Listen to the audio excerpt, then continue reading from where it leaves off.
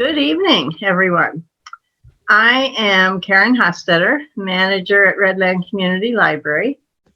Welcome to our series of Zoom into History Talks, recurring monthly from September through November.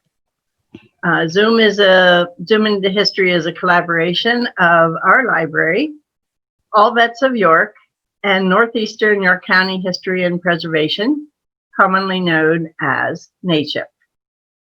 While both the library and NACHIP organizers planned successful in-person programs, we both realized that with the precautions needed for individuals keeping people safe at this time, that we can work together to present quality virtual programs.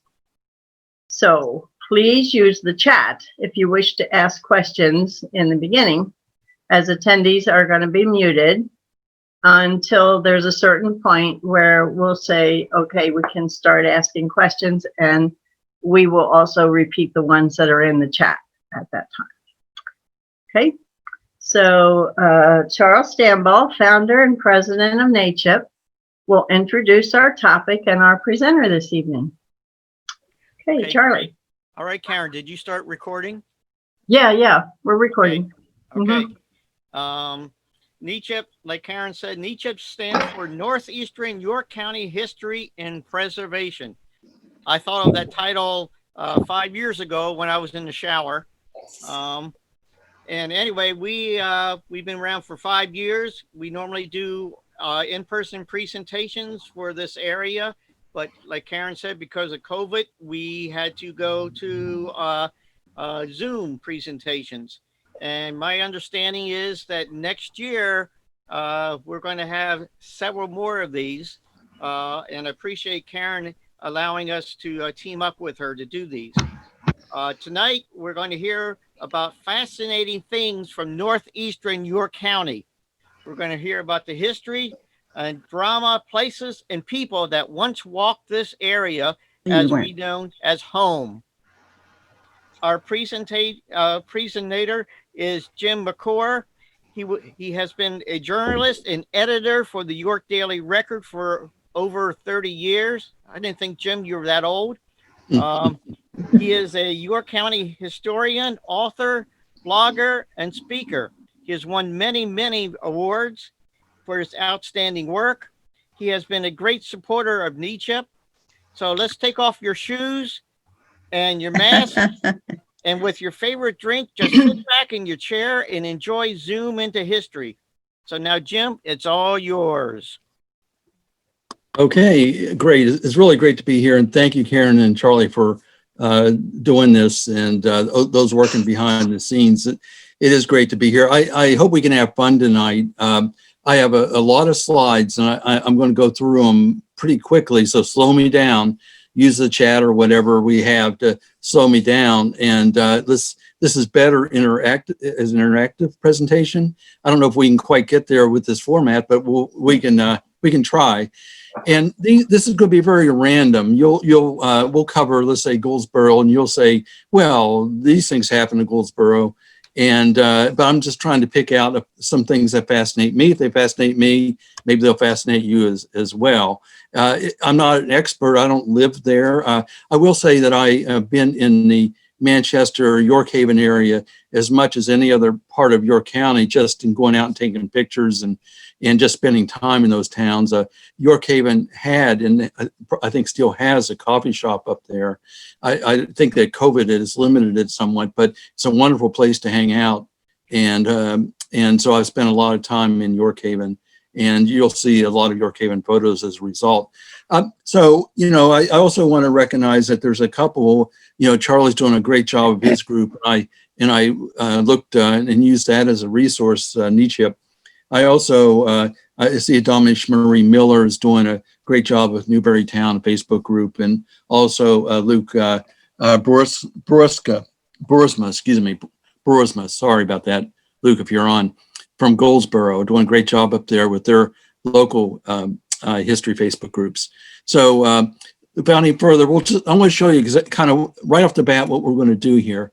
Well, right after I give this brief commercial plug, Jamie Kinsley historian and I just launched a site called Witnessing York. This is all nonprofit, so I think I can feel good about making these pitches.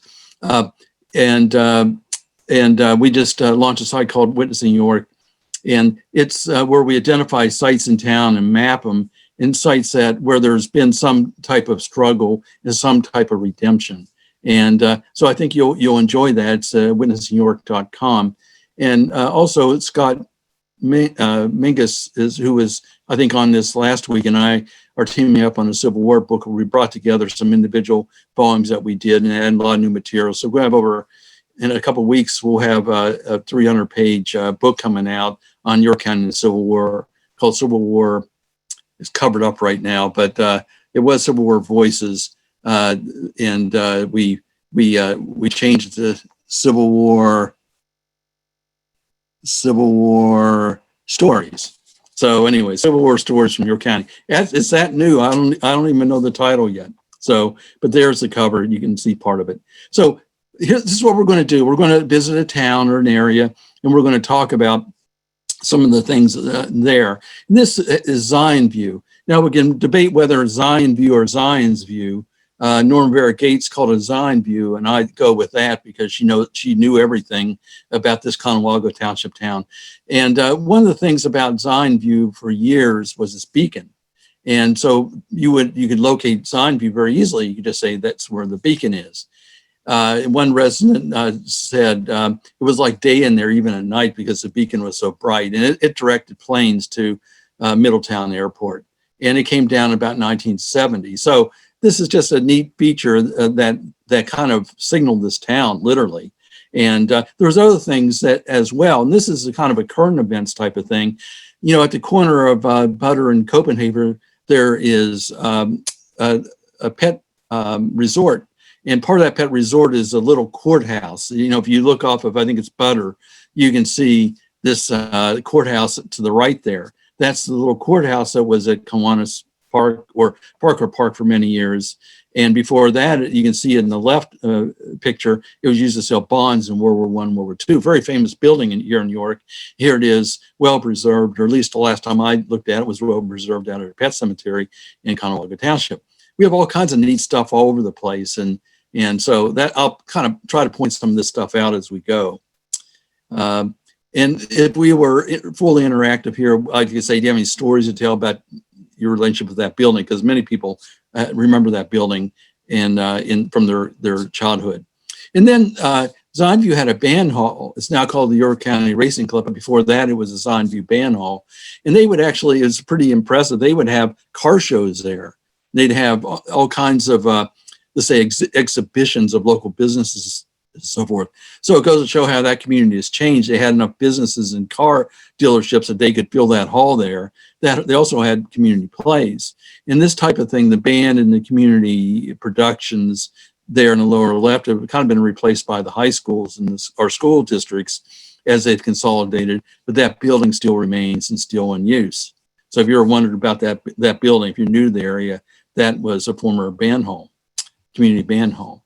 So that's what we're going to do for most of this presentation. I'm going to do some kind of boilerplate history stuff just to expose you at least some highlights of Northern York County. And this is a 1770 map of York County. And you can see that all those roads are converging in York. They're right kind of in the center there. You can see York, and then you see that dot, and you see all the roads. You can see if you look north, the roads are radiating. There's one road in particular radiating up. That's today's 181. But then you see roads going off to the right, you know, towards the river, pointing to how important that river was. So those roads are going to New Holland, or now Saginaw, York Hoven, and further up to Goldsboro. Those are kind of the three hearths along the river in this section of the county. This is a really blown up portion of this map, so you can see it a little bit better. And by the way, I'm going to go through these slides very quickly. So again, if you want to go back and so forth, we can. You can see the word Manchester. You can see the branch off of the road right under the name Manchester there. That's the road going down. Lowe's Ferry was in the Saginaw area at the time. And so then the road headed north. You can see then eventually goes to Carlisle. This was in 1770. Harrisburg wasn't just a ferry, wasn't much of a town. Carlisle was more of a town in those days. And you can see that road went to the Carlisle, branched off. But you can see that the roads, it's a little bit better that the roads are branching off towards the river. And what happened over the course of time is the river, because it wasn't navigable, became less and less important as the car developed. And so we have what is now 181, the main road through Manchester and York Haven, for example. And then the Susquehanna Trail went in. Susquehanna Trail, as we know, went in through Strinestown and wound around up to Harrisburg, up to Niagara Falls, down to DC. So we had these Greyhound buses going across the Strinestown Bridge, winding up and through the northern York County countryside on the Susquehanna Trail on their way to Niagara Falls and points north and south. And then we had 83 come in, which really did make a difference in our communities. And we'll talk about that a little bit as we go forward. There's just some other things. We had some towns are complementary. For example, Manchester had a good road, and they had, and Mount Wolf had access to the river. Mount Wolf didn't have as good of a road, didn't have the turnpike, but they had access to the river. Manchester didn't have direct access. Manchester had direct access to trolley service. Mount Wolf did have a spur going down to Mount Wolf, so they had trolley service, and both had access to the Conewago Creek. So the two towns complemented themselves in many ways, and we see this over and over in these northern York County towns. And what really put these towns on the map, we'll be talking a lot about this, but the proximity to the creeks to waterways, Fishing Creek, for example, provided fish and food. In milling, they provided mills, water power to run the mills. In Fishing Creek Valley, for example, there was many mills, and Conewago Creek as well.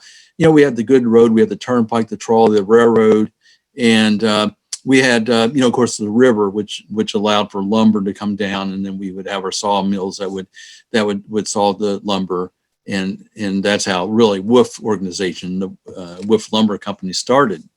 So we had a lot of resources up there, and when you talk about turnpikes, trolleys, the river, creeks, well-watered area, that helped with the farming. Wasn't the greatest soil in York County, but it was, there was a lot of farming that took place there, and I'll go back to this map real quickly. One of the things that this map shows, this is York in 1770 again, and it shows that northern tier that we're talking about up in the Lewisberry area.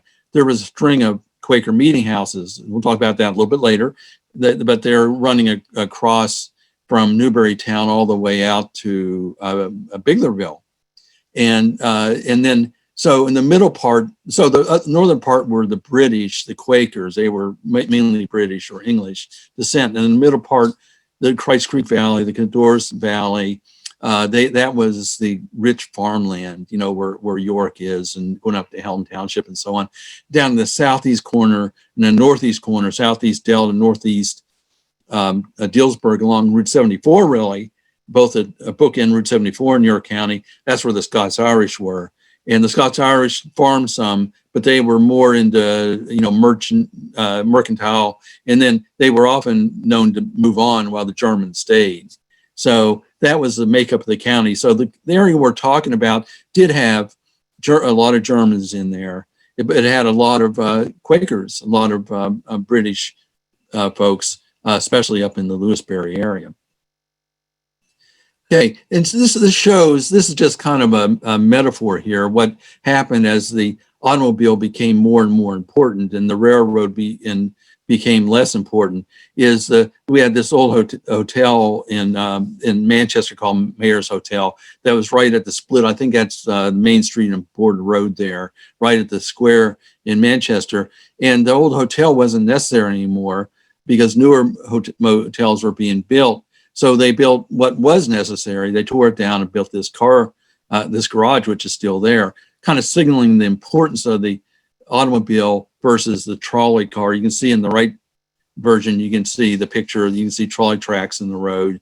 That type of, the trolley wasn't as important. The river was becoming increasingly less important for transportation and other things, but the automobile was taken over. So we had we built a service station right there in the middle of Manchester. Now, Jim Rudisil, who's a historian who has mentored many of us. I know Karen knows him very well. And, he says, when you think about York County, think Neapolitan. And the southeastern part, you have stone of a medium brown color that was used for construction. And in the Christ Creek and Codorus valleys, the German area, there's that white limestone that was used for building. But up in the Redlands area, you had this red sandstone that is a dark reddish sandstone, and hence its name Redland or Redlands. And and so that is a way. If you know what color the stones are, you know where you are in York County. And we know that the area that we're talking about, northeastern York County, is filled. We'll see many examples. We'll see one in a second of how that sandstone that gave Redland his name was used for building. Off to the left is Camp Conewago, no longer there, but that was a Boy Scout camp for many years. Tucko replaced it, but that was one of many camps, and I put it there to say that the Conewago is a real dividing line in York County, really between north and south. The northern part, if you're above that area, above the Conewago, York Hoven and so forth, you might tend to gravitate towards Harrisburg. You might like the Phillies or the Eagles. If you're south of the Conewago, you tend to go towards York and Baltimore, and you might be an Orioles fan. Just saying. You can probably find some exceptions to that, but I know you will. But anyway, that's the way of thinking about York County, is that Conewago in this area here is just a major thing. In fact, in newspapering, if you're north of the Conewago, you tended to get the Patriot News. If you're south, you tend to get the Daily Record, Sunday News. So that's just, I don't know if you ever thought about it that way, but that is something that I've noticed for many years. This is another way of saying it. This shows the Conewago crossing between Manchester and outside Manchester, and one is looking from the bridge that's still there. The old truss bridge is still there; it's not used. Looking down at the trestle, and then the other way, you're looking up to that old truss bridge. So the Conewago is a major importance in York County. This is an example of that red sandstone. I don't even need to show you that example. You know this, and this is in Lewisberry. Along the main street in Lewisberry, shows an example of that type of stone being used. And there's some other boilerplate stuff, just shows the age of some of our boroughs up there. Lewisberry is one of the oldest boroughs. It's in the top tier of boroughs, of what are now boroughs. Lewisberry was founded in 1832. And then we have Manchester, which is right after the Civil War in 1869. Then you have a couple of York Hoven and Mount Wolf that were a little newer after the Industrial Revolution. Mount Wolf and York Hoven both came up as boroughs about the time that the trolleys were coming in. So that made a difference. About the time the railroad was at its height. So that gives you an idea. And then we add in the townships. This shows the age of the townships. Manchester Township, one of the early townships, 1740, Newberry, 1742, and so on. You can just see that there. And these traditional townships tended to spawn other townships. For example, Fairview Township grew from Newberry Township in 1803. Conewago Township came from Dover, which is one of the older townships, in 1818, and so on. I'm going to just pause for a second. Any questions that have come in? Any thoughts? Anything that you're seeing yet, Karen? Okay, this is Charles. Can you hear me? Yeah. Okay. Question. A statement came up about the beacon light in Zion's View. It was also part of the 1924 Transcontinental Air Mail System. If somebody wrote a note here about that. Mm-hmm. And that's right. It was really important. If you're a pilot before instruments were really perfected in small aircraft, you needed that beacon light. And I think there's another companion beacon light in the Pigeon Hills.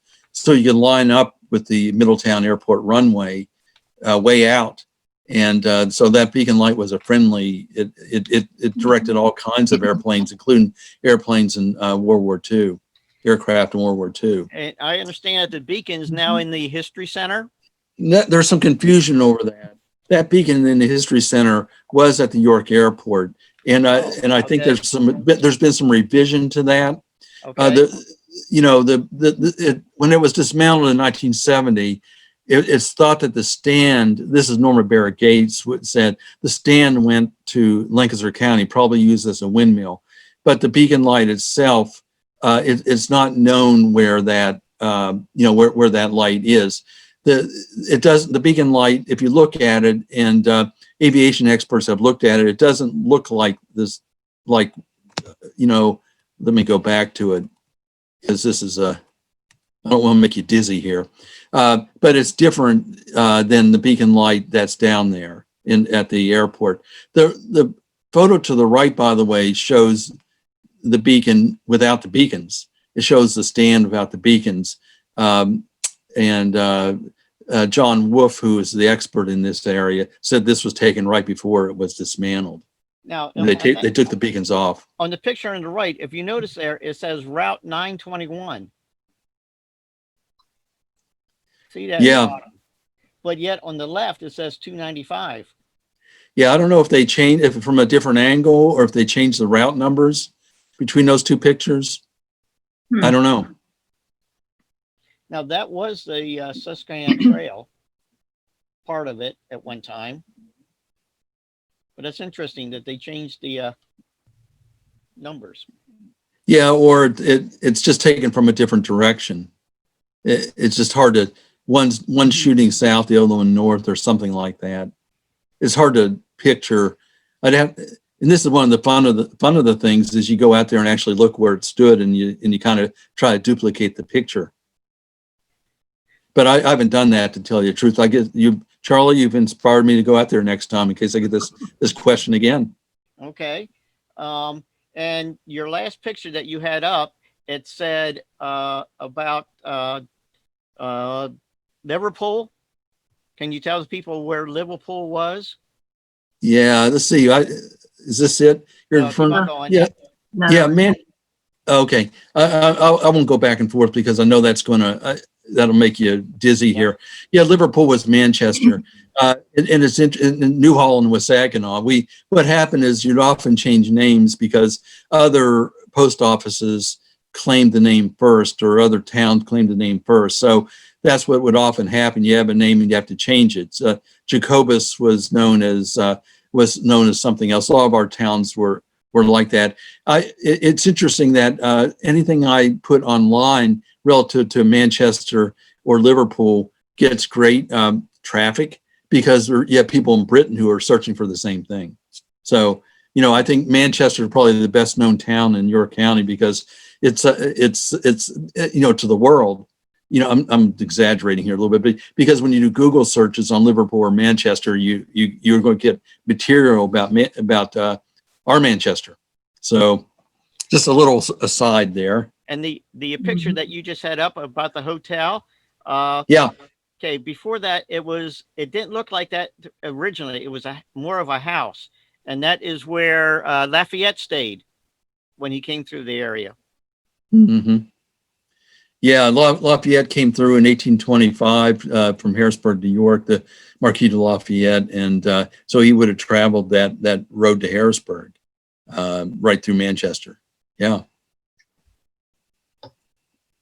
Very good. Any other questions? We'll keep plunging along here.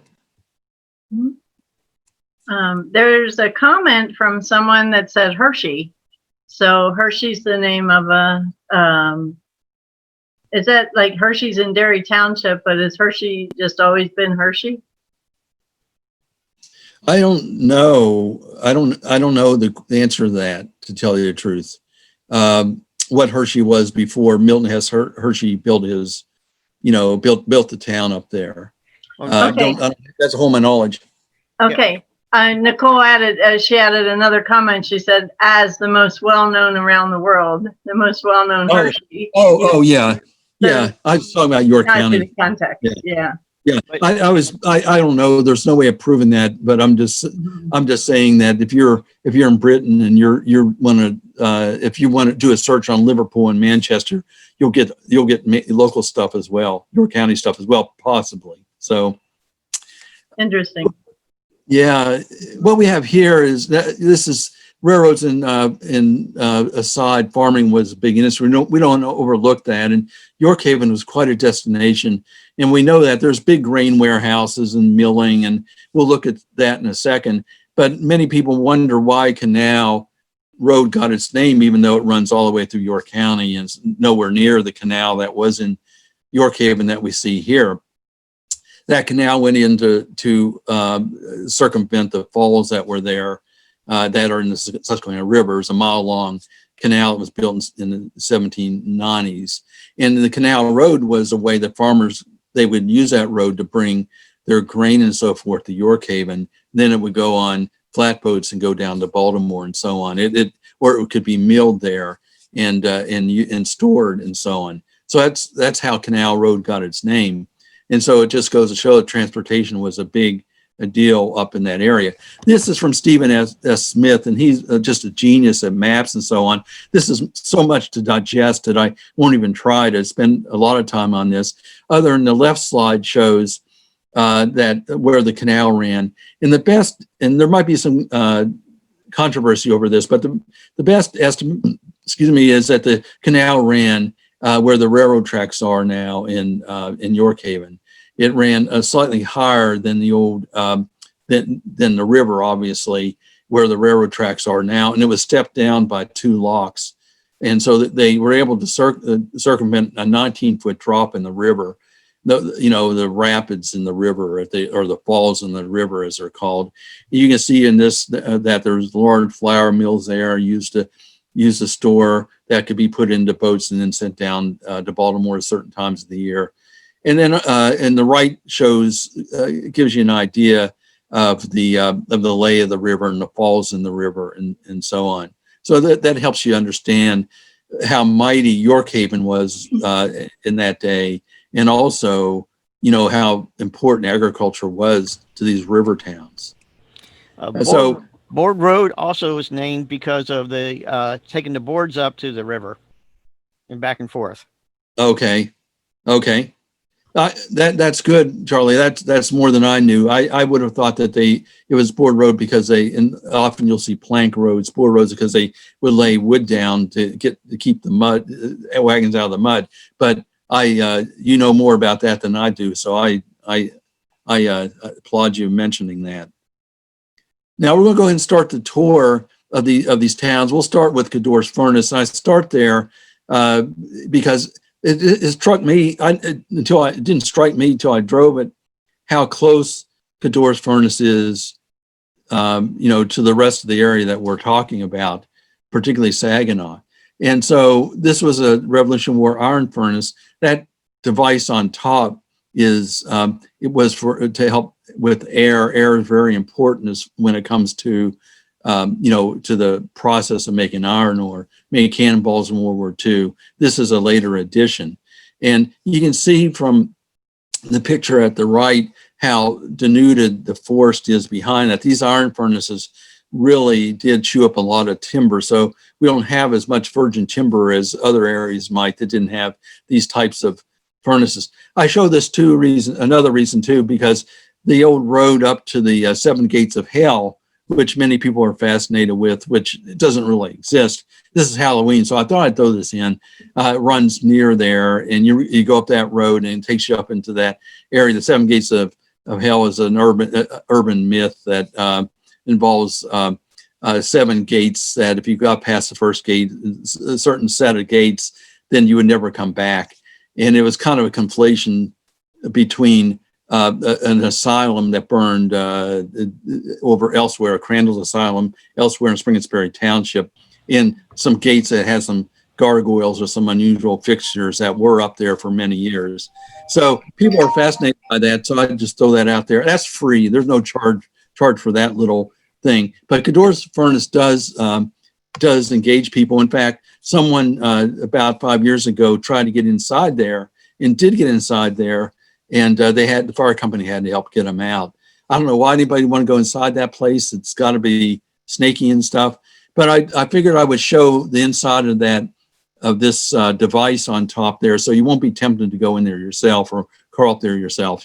I'm doing that work for you, so you don't have to go crawl up there and try to get inside. Hey, Jim, here's Just a question. Did Helen Yeah. Township get its name because of the 7 gates of hell? Oh, no. Helm Township's the oldest. That's a good question. Some people think that. Helm Township's the oldest township, 1739, and it's named after a place in England. It was, British proprietors founded York County and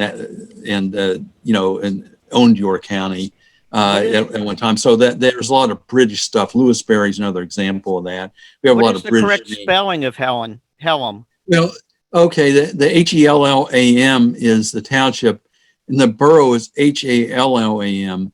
And the borough they were able to correct it, but when they named the borough Helm in about 1908, when Helm Borough was founded. So I understand that Hallam, HALLAM, is the correct spelling. That HALLEM, which is named the township, was an early spelling.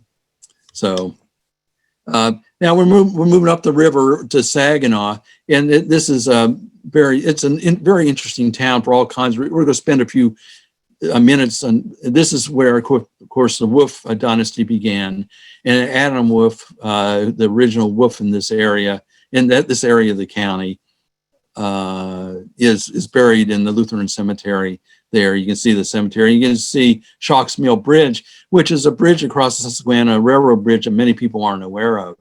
I guess the people are becoming more and more aware of it because you have access to it when you ride the rail trail on the other side of the river. You go right near it. But a lot of people in York County don't know there's a bridge there. It's hard to get to from the York County side. And this is the big church in Saginaw. And this is a J.E. Baker built church. J.E. Baker had the quarry in Saginaw. It had a similar quarry across the river in a place called Billmeyer. We'll see that in a second. But he basically furnished the stone and the concrete for the building. He owned a quarry. The quarry workers built this church. I think it's a Methodist church, but it has a community in its title. A very fascinating project built with quarry stone. This is a way back into the quarry. This is along Gut Road, and these arches are under the railroad. You can go back up into the quarry this way. I'm told that many people did this over the years. I don't know if I would want to crawl through there or go through there, but people did it. I'm not sure. It's on private property. I'm not sure you should, but that is the old way that many people got up into the quarry. The quarry really was a community in itself. You can see in the highlighted area, 174 quarry workers broken into these groups. There's a large black contingent there from the South. A lot of European immigrants. It was a real melting pot there. And I would like to, I don't know, maybe someone on the call here knows if some of those original families from Eastern Europe or from the South are still living in that area. But they made dolomite, which is used inside blast furnaces, but they also used it as ballast for railroads for a long period of time. This is some of the buildings. This comes from Randy Lowe, who's a longtime Saginaw resident. There's a lot of buildings up there, but one of them I'll just point out here is the residential area lower left. And that building they had housing up there. And so it was a community up there. And some of that was down in Saginaw as well, of course. They had a general store in Saginaw. And so it was in its day, it was a busy place. This shows the Union Quarry that we just were talking about that's now filled with water. And you can see to the right, you can see the quarry, which is right above Saginaw. There's two smaller quarries, or what look like smaller quarries, north of the Union Quarry. But then you look across and, it's on my screen, it's under the pictures. I don't know what your screens look like, but you've heard of the White Cliffs of Conoy. Those, I wish you could see that, but then maybe you can. But anyway, if you're on the rail trail on the other side of the river, those are a big attraction over there. That comes from the waste from the Billmeyer Quarry owned by J.E. Baker on the opposite side of the river. So Baker owned two quarries, the Billmeyer Quarry to the Lancaster County side, and then the quarry here that we're talking about north of Saginaw, the Union Quarry. Okay, I'm ready to go up the Gut Road here. This is a fascinating area. I'm going to spend a little bit of time on this as well. We're going up Gut Road. Now, Gut, I give the definition there. Gut is a narrow coastal body of water, a channel or a strait usually one that is subject to strong tidal currents flowing back and forth. And what we're seeing in the left picture, we're seeing the Susquehanna is flowing in at that point. And then if the Susquehanna is higher than the Gut is, the water will flow north. If it's lower, then the Gut will flow south. So it is somewhat like a tidal basin, kind of a low-key tidal basin. If you've ever gone up Gut Road, it's a little spooky going up Gut Road, I got to tell you. But if you're going up there, then you can see what's called Black Gut, or what looks like a creek off to your right going north towards York Hoven. And that is kind of a tidal basin going up north along the river. You can see to the right, there's water in it for almost all the way up. And there's things there. To the left is another scene. To the right, you can see there's all kinds of fixtures. The railroad runs along your left as you're going north, and there's all kinds of fixtures, other fixtures along that road. You can see to the left there's stairs, a rickety stairway going up to the railroad itself.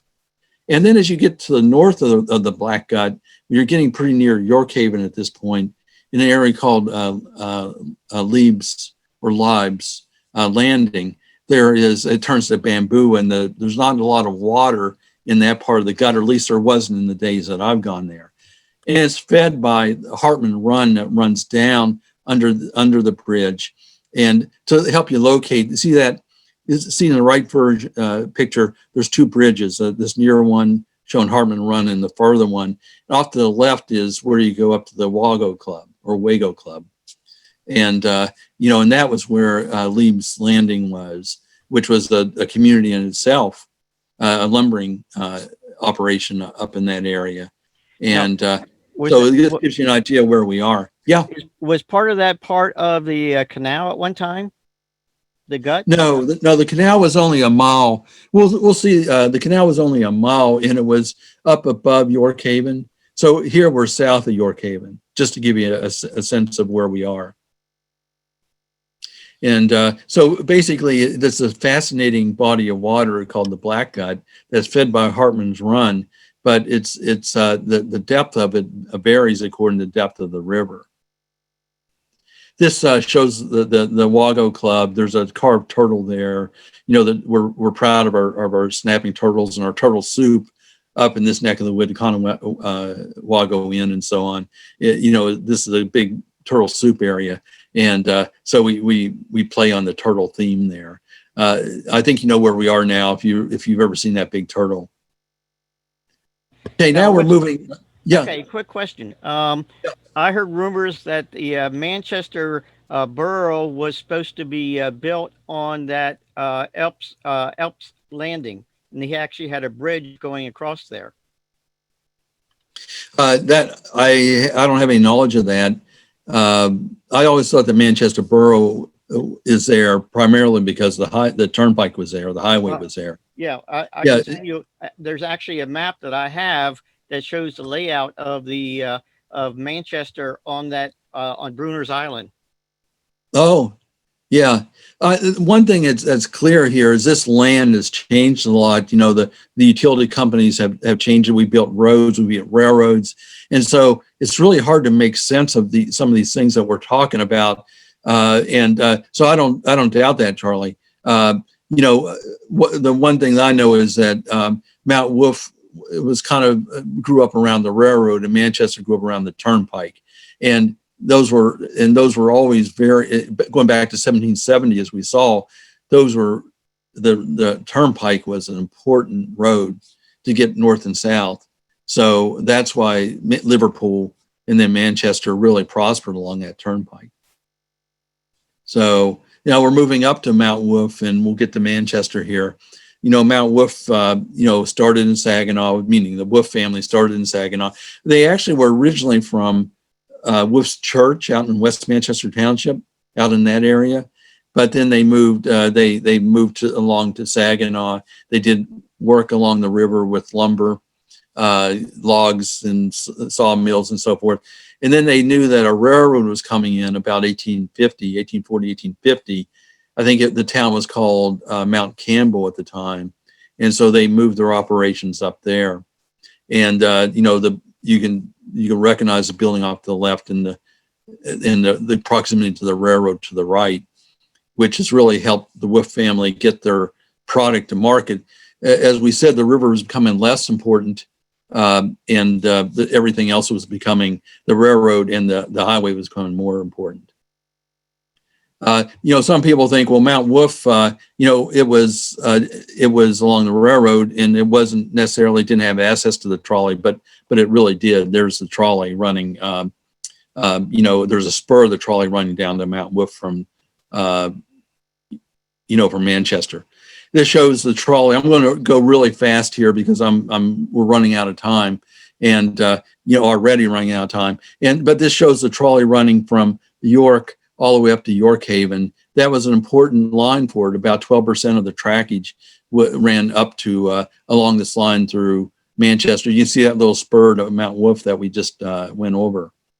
And, the trolleys were important, to bring workers to factories in York, to bring kids to school in York, to bring Yorkers out to Cold Springs Park, which formed out, in that area on the banks of the Conewago Creek.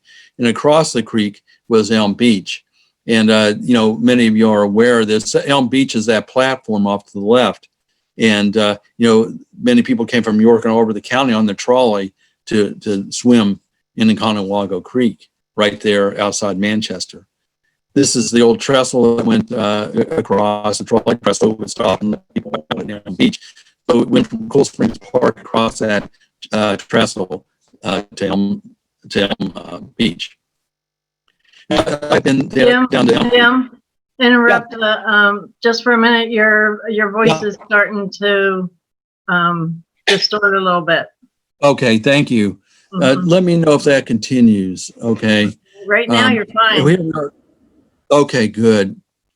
Here we are at Elm Beach, or what's left of it, and I've been down there several times. And someone told me that slab that we just saw actually just fell forward into the creek and is now on the floor of the creek. Maybe someone here on the call knows, or on the Zoom knows. But you can see what maybe some of the cement support off to the left there of what was part of that platform that formed Elm Beach. And it was replaced by Meadowbrook. Many people on the call probably are familiar with Meadowbrook. It was down in Saginaw. So Saginaw had a lifetime as a quarrying town, and then it had hundreds of people would go there to swim at the swimming pool here. That's the swimming pool from a Google view. That's now a private residence, and it's no longer in operation. But that was part of Saginaw's past. We talked. Now we're moving up to York Hoven here in the Conewago Inn, in its turtle soup and its other delicacies, has kind of a midway point. The trolley came and went.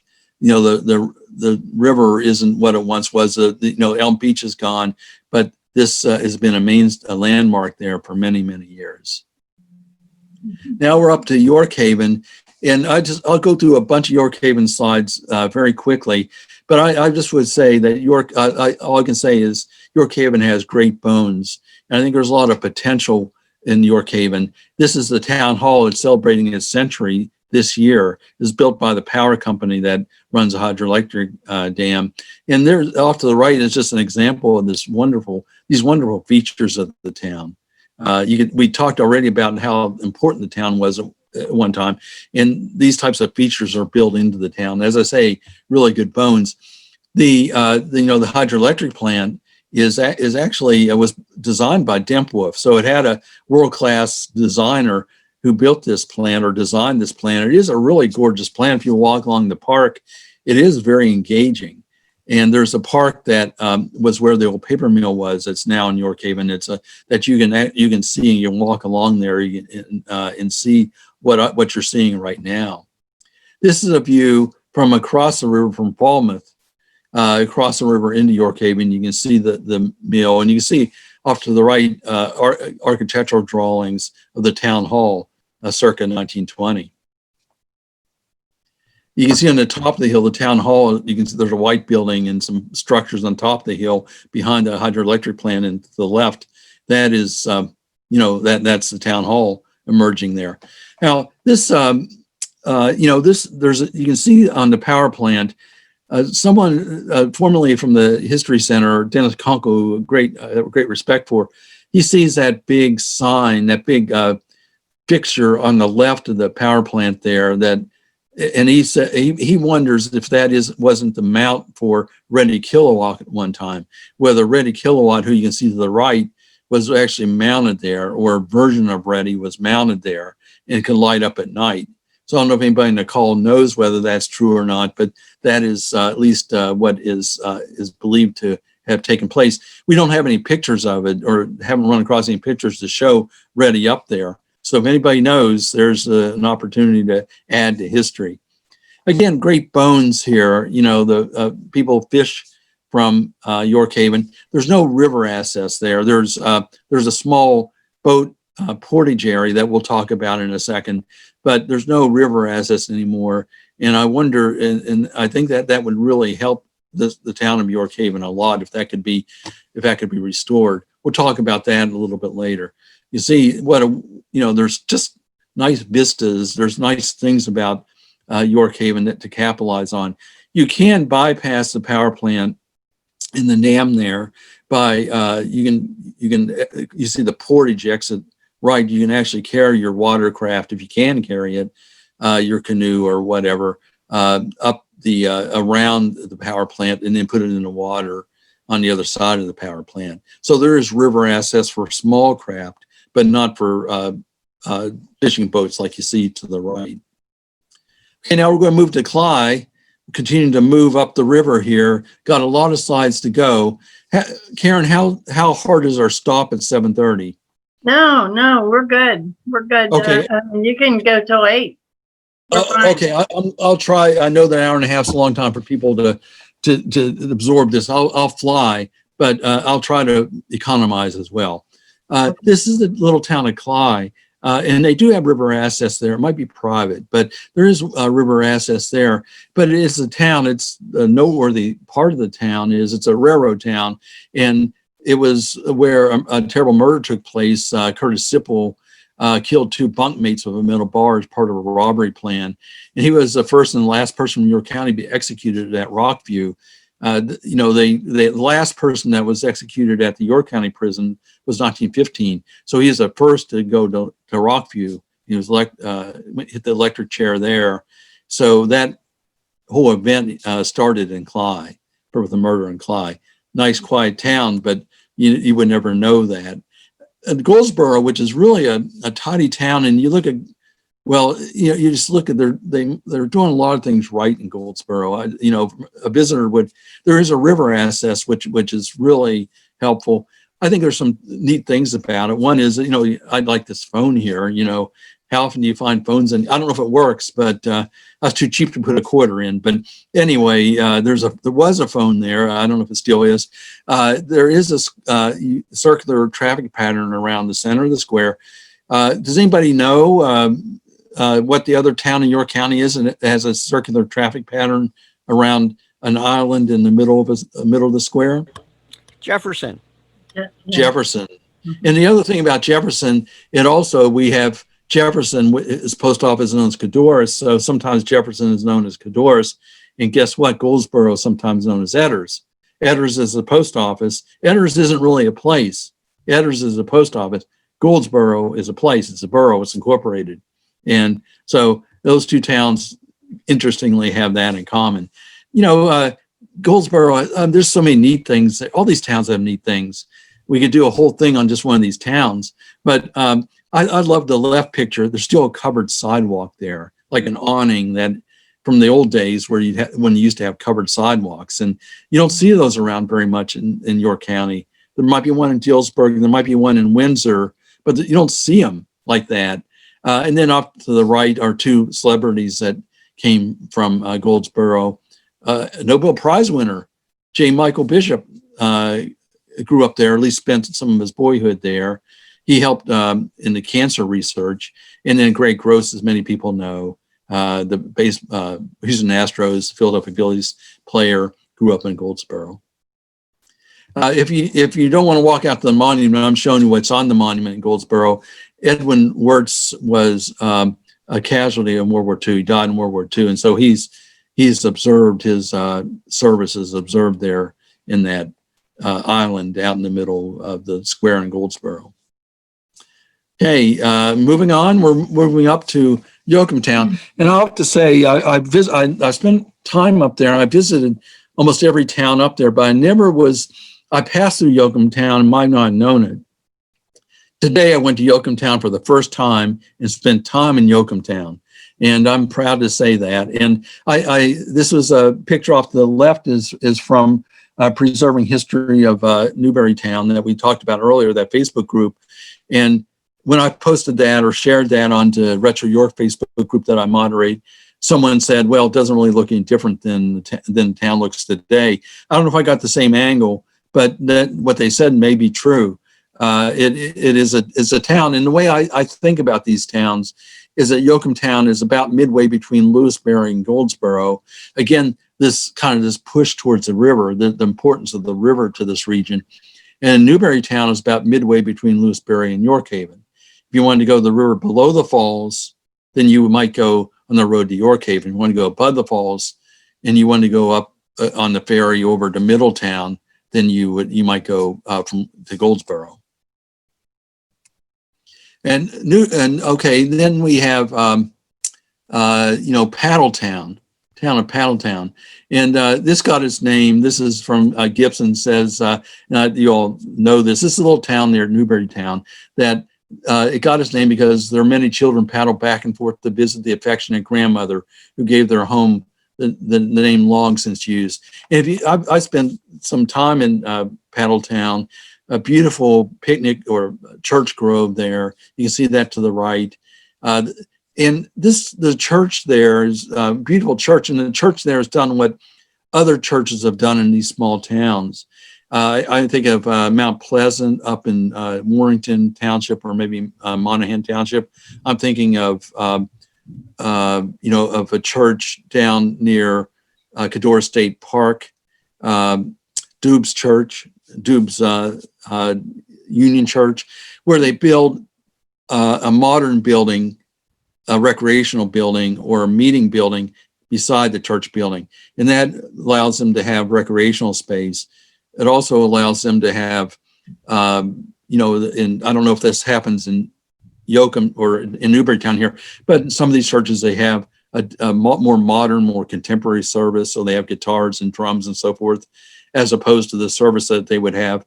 These buildings are air conditioned, and they also are larger. So it helps preserve, it's the best of both worlds. It helps preserve the original building, but allows that congregation to continue to exist. Many of these rural congregations are having some concern, but so I like that about this church. I don't know that happened here. If all the things I said applied to this church, but I suspect that they do. So it's a beautiful setting out there, and you can see the fence line just straight and perfect. Everything's perfect about this area, Paddletown. So and not too far from this area is there's the Slavic Baptist Church, which is very interesting. These are the types of things about northeastern York County and just all of York County that just make you want to know more. This is a Slavic Baptist, and so they have the service every Sunday in Russian. So here, not too far from this British area, a Quaker area that had a lot of Germans in it, we have a Russian service every Sunday in this church. It's just a beautiful thing, the types of things that we have going on in these small areas, these small towns. I had to put this in. I won't spend much time on it. There's not much history here, but everybody's fascinated by Gravity Hill. And I have to say, I went out there one time in a rainstorm, and I didn't have the same effect. I have to get back out there and see and really experience the full effect of Gravity Hill. But it's this place at Ridge Road and Windermere Road in Newberry Township that it's called an anticline, where looks like you're going downhill, but you roll backwards. So it's it kind of fakes you out. And of course, there's all kinds of ghost stories relating to that. A football team died there, and football players died there, and they're pushing you back. They put talcum powder on your hood, and you're seeing fingerprints and all this fun stuff. But it's really a matter of geography and optics. So if anybody wants to talk about that, I'm glad to talk about that. This is the stuff that makes our areas fascinating, and the topic of this talk is fascinating things about northeastern York County. I have a quick question. Yeah. David Hill here. Yeah. Gravity Hill. I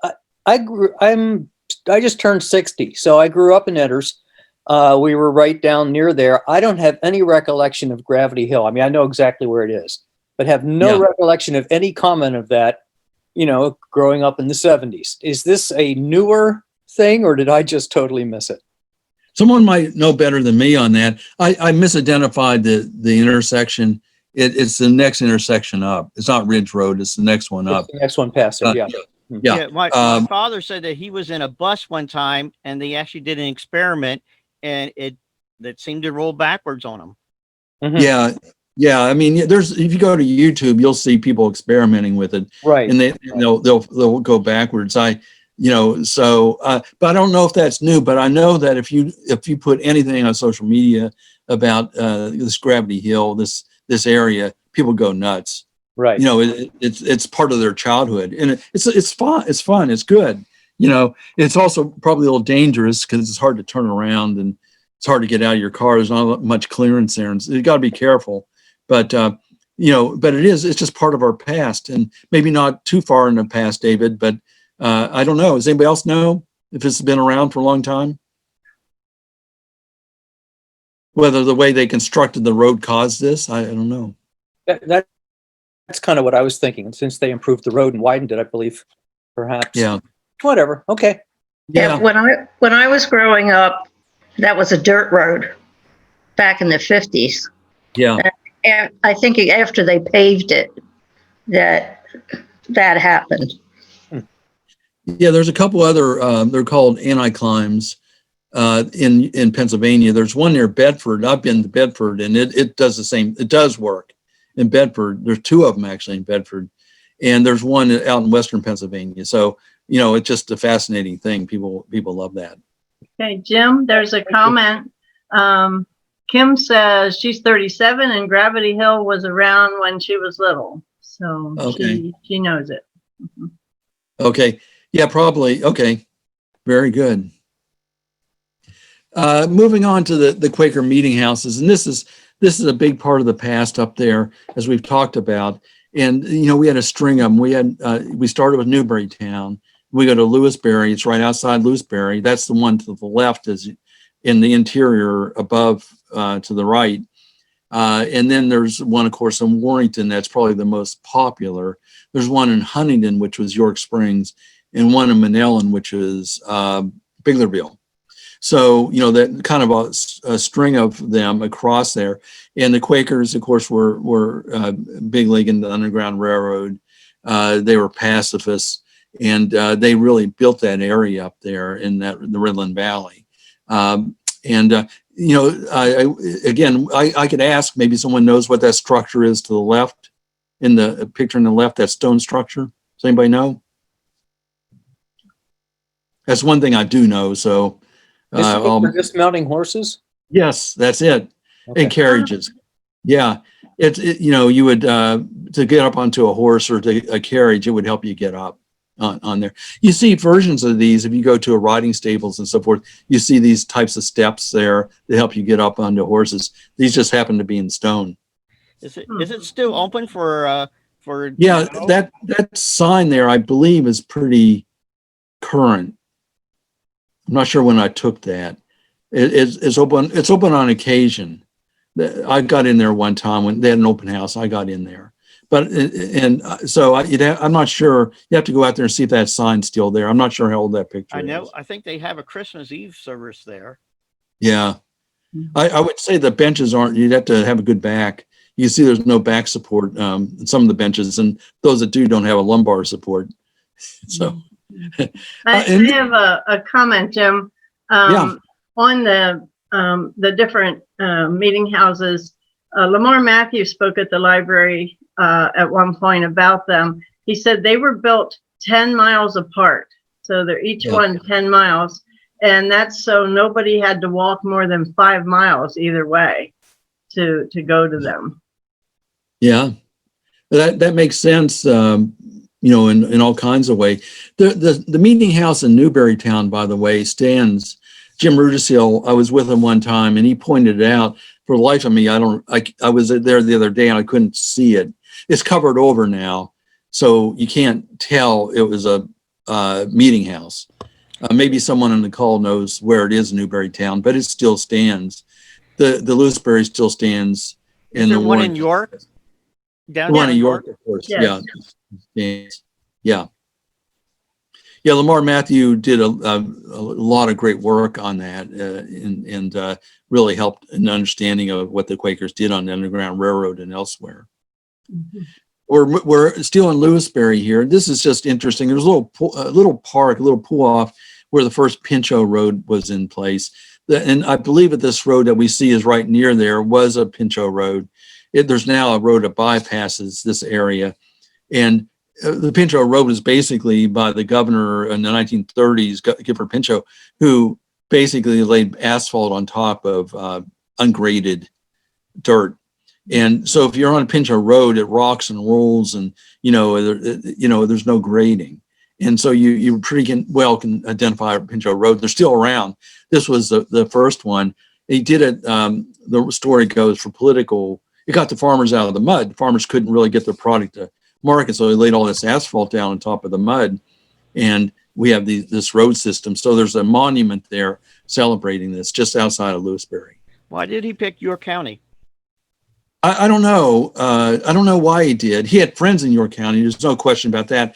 Jess Gitt, for example, the publisher of the Gazette and Daily, was a friend, and of course that's not very far from Harrisburg. I'm not sure why he chose that particular road, to start his program. This is Silver Lake. This is kind of a hidden lake near Lewisberry. It's no mill pond. And maybe that this type of stuff. Again, these are things that fascinate me. Just you go out there and there's this large lake. It's shrouded. You wouldn't know it's there. It's no mill pond where they would store water. And so during dry seasons, they could release the water and therefore they could keep the mill running. And so it's out there. I understand the dam has had some issues in recent years, but it's used now as a private residence that are built around Silver Lake. Called Silver Lake because the hue of the water is silver. I've heard a couple of things. One is because it has a clay bottom and it reflects that. But anyway, that's one of the reasons it has and I think at the times I've been there, it does have a kind of a bluish, silverish cast. And that picture even kind of shows that. Warrington Meeting House, we've talked about that. We're kind of off the beaten track here. We're all the way over into northwest York County, but I had to get this little town of Crawltown in. These little towns, they have these things that just surprise you. And this is a mural on the side of a building in Crawltown in Washington Township, not too far from Wellsville. And we have here we have John Crawl. This is what the inscription: John Crawlin's son and his son named Isaac in 1869 had a shop there. And then Isaac Harbold operated this blacksmith shop. Isaac Harbold on the second floor operated a carriage paint shop in 1897. So they kind of captured the history of this place. I don't know if these are original buildings. I doubt it, but they, at any rate, they may be. But anyway, they have this nice little mural there that really kind of surprises you, and it makes you want to stop your car, which I did, and get a picture. And with Underground Railroad, we don't have time to really get into that, but this whole area was a way to frequent enslaved people on the run away from, capture. They got them to the river, that they could go across the river to Philadelphia and up to New York and so on. And this was a very famous place that's on Saginaw Road near Lewisberry. This was the Baptiste place, and they hosted Harriet Tubman there on at least one occasion. So Scott Mingus got this, went out and captured this image of this historic place. You wouldn't know it had that much history. It's out kind of isolated, but this is a place that has a lot of history. Hold Now on, we're done. Jim, Yeah. I have a couple of comments here. I wanted to just cut in. Okay, one is on the Conewago Inn was a stop on the Underground Railroad, and that you could go into the basement and see the hiding places. Wagons would stop over a trapdoor hidden in the wooden road, and the runaways would leave the wagon and go into the tunnel and then into the inn. So I didn't know that. It's interesting. Yeah, as I recall, it wasn't an inn at the time. It was a house at the time, and there was obviously a pretty substantial house, and it was at a good location on the other side of the Conewago. That creek gave a little bit of cushion, and then it was near the river, and so they could get down, in the river within an hour, and then across the river. So very likely, it's really hard to pinpoint the various houses. Scott Mingus has done a good job in his book, The Ground Swallowed Them Up, which is, he covers this whole area. If you don't have that book, or Karen, I hope the library has it. Yeah, we do. Yeah, that I really recommend that book, because he spends a lot of time in northwestern York County about the places that were real or suspected to be part of the Underground Railroad. Here's a quick question from someone. What's the smallest town in northeastern York County? Oh boy, incorporated or village? I don't know. I don't know. I didn't look at the populations of the towns to see if YoCo Town is smaller than, Cly. It might be hard to get the populations of the villages, but anyway, the boroughs it's easier to get those. So I got it. Long and short is I don't know. Okay, I had one more question. What road is the turnpike that you're talking about? Yeah, it'd been the road through Manchester up to York Hoven. That would have been the turnpike, the main road. We saw that on one of that early map. We saw that road going up from York. It went through Emingsville, what's today Emingsville, up to Manchester. That was the way it went, and eventually snaked up to Harrisburg. So is that our George Street, you think? Yeah. Yes. Okay. Yeah. All right, Mhm. There we go. And I think that one more is, who was the author of The Ground Swallowed Him Up? That was Scott Mingus. Scott Mingus. Scott Mingus. Yeah, Karen, I don't know, was last month, or Charlie, was last month's talk by Scott put on YouTube? Yes. Yeah. Okay. It actually just went live in the last couple of days. So it's up Okay. on. Mhm. Is that on the library Libraries. YouTube channel? Yeah, York County Library's YouTube site has last month's program on it. Okay, yeah, And then this So- will be on there too. Mm-hmm. Yep. yeah, It'll be on too. great. Glad you feel it's worthy. That's great. So we're trying to wrap up here, and keep the questions coming. But we're now going down to the area of Strinestown, in that area of Camp Canoga. On one side is Camp Canoga, was now the other side, I call it Hikes Landing, and it's a really neat area down there. The Hikes Mill is down there. I couldn't tell that Halloween Park is going this year, but they have a kind of a haunted mill, which is Hikes Mill down there. This whole area is susceptible to flooding, as you can see to the right. But this is just, there's mills this is a well-watered area up there, Fishing Creek, Conewago Creek, and there's a lot of mills up in that area. I don't want to overlook the fact that how many mills there were, and this was an example. And over the course of time, there was 20 owners of this mill, this red sandstone mill. And for example, the one owner, Conewago Roller Mill, produced animal feed, flour, and lumber. So these mills could be used for different things, and sometimes different things at the same time.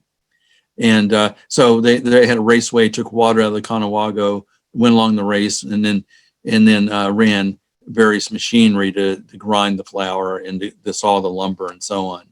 So this is a busy, right now you go out there, it's kind of deserted, unless the mills went for haunted reasons. But you would go down there many times and it's kind of deserted down there. But it's kind of a neat place just to hang out. This shows the old Conewago Bridge, the Susquehanna Trail going across the Conewago. And off to the right is the Boy Scout camp when it was in operation.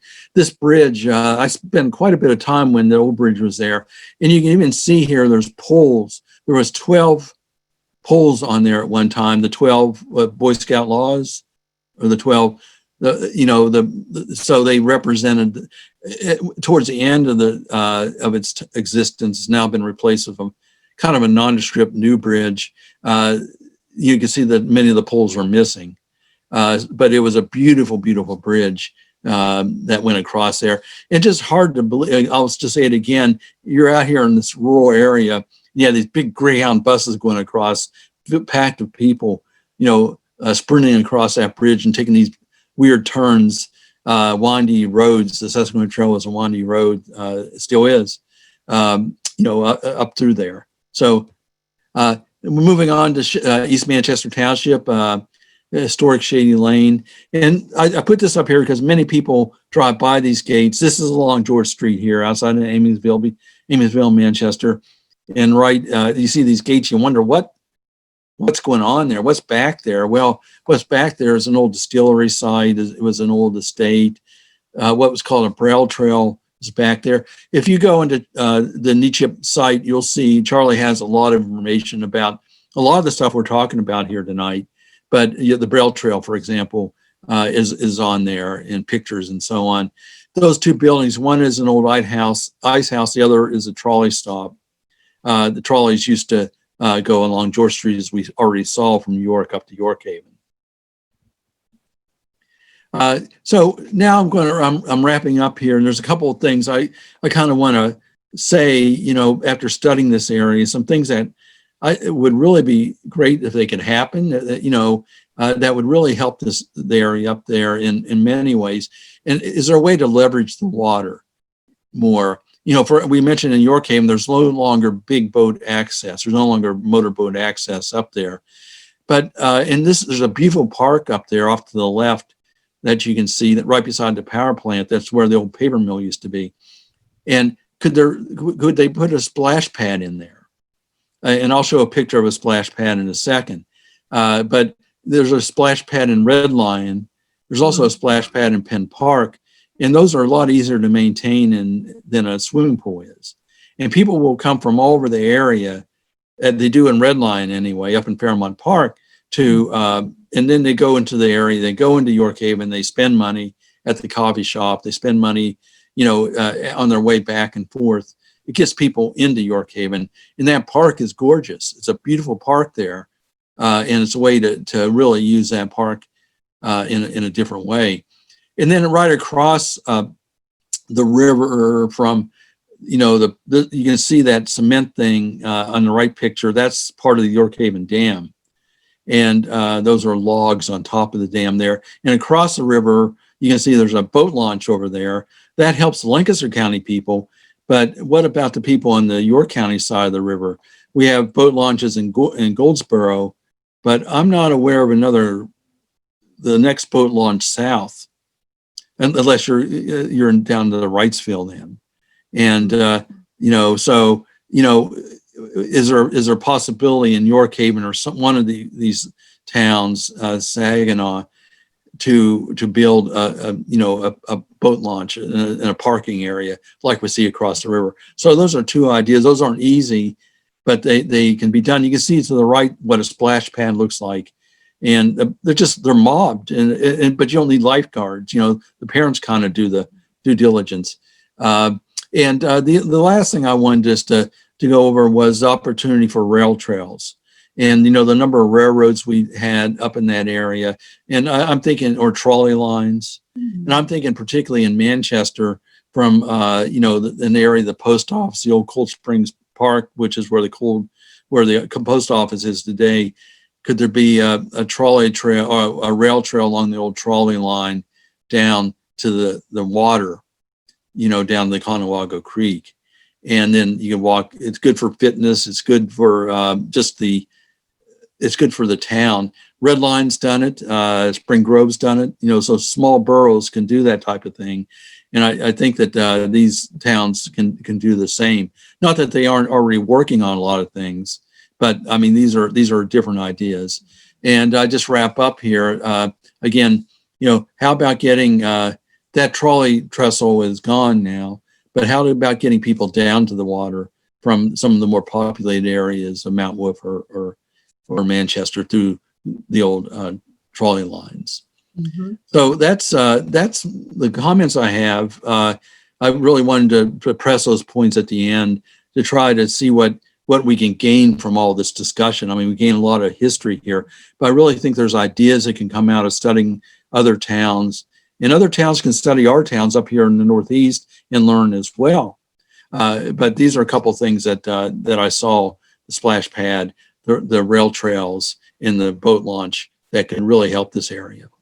So I have a comment for someone on here, Jim. It says Talon Energy had closed access to the Susquehanna River for decades. So I don't know if Talon Energy is still a part of the power plant or what their purpose is, but that was a comment in our chat. Yeah, I don't know the story there. I know that you used to be able to get down to the York Hoven on a land right beside the Conewago, where the Conewago flows into the river, but it's now blocked off. I understand it's privately owned, and there's even still a historical marker down there, or a interpretive marker down there, but you can't get down there anymore. So I don't know where you can get to the river in York Hoven. I'm not aware of any place outside. And I want to emphasize they do have a portage area through the park, circumventing the power plant, that you can take a canoe and carry it through the park from north to south, from south to north, I guess. Mm-hmm. But that's not the same thing as launching a fishing boat. Yeah. I know the fellow who bought that launching area. And he went to the township and said he'd open it to the public if they would pay the liability insurance for it. And he said they declined. So he said, well, then I'll just keep it private. Oh. You can understand that, and it just seems that's a really fair point that you're making. I don't think there's any bad guys here other than to say it seems like this is something that could be worked out.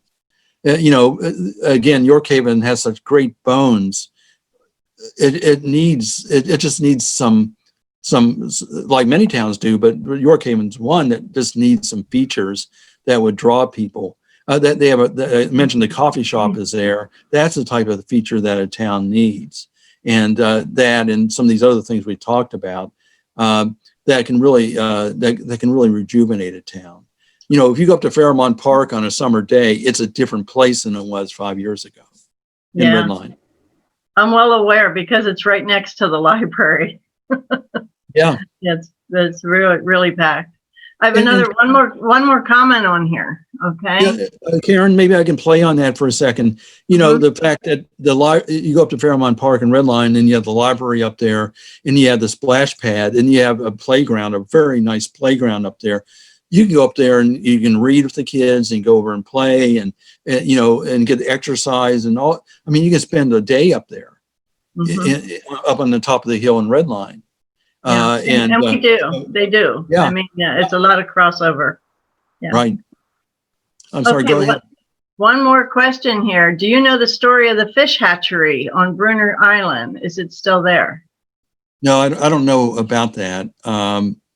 I know there's been changes up there, and there's been controversies over some of these changes, but I don't know. I don't have any. And I remember reading about that, but that was some years ago, so I don't have any knowledge of that. Okay. I think we're going to have to wrap it up because we are running close to 8 o'clock. We have 10 minutes, but I don't want it to be like cut off before we get to say thank you. So unless there's any more questions, I think we're going to say a thank you to you, Jim. Did you have any last comments, or was that it about the future? I think that was a great way to end it here.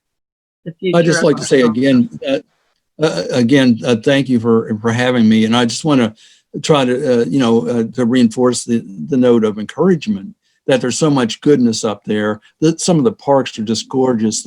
The athletic fields are just gorgeous. Some of them are away from the towns. And so how do you leverage the town, the people that are going there with the towns? So there's a lot of goodness up there. And as I said, I spend a lot of time up there because it's so engaging. There's so much history, to connect with. So just I know everybody here on the call is proud of that area, and you should be. So that's like to wrap up with that. Good. Very good. All right, Charlie. I want to thank everybody for participating. I want to thank Jim. I'm going to have Jim again next in 2021. We're going to have more with him. We had planned him to come down and speak in person, but this is just as well. In next month, we're going to have Jeff Hawks going to come and speak. He's from the Carlisle Army Museum. He's going to talk about World War I, the tactics, including the trench warfare. We brought him in to make it more world history, not just local history. Like I say, we're going to be having a board meeting for NECHEP coming up here in a couple of weeks. If anybody is interested, want to come to our meeting to find out what's happening, and maybe wants to join our committees and stuff, feel free to email me and look at our website. A number of the pictures Jim has is on our website, and there's some more details. And I learned a lot tonight, even though I knew quite a bit from this history. I learned a lot from Jim. I appreciate Jim and all that he does for us and for the history of York County. I greatly appreciate his help, and looking forward to doing more with him. In fact, he's the one that encouraged myself to have these Zoom meetings back a couple months ago. And I want to thank Karen for help sponsoring them. So Karen, go ahead. It's for you. Okay.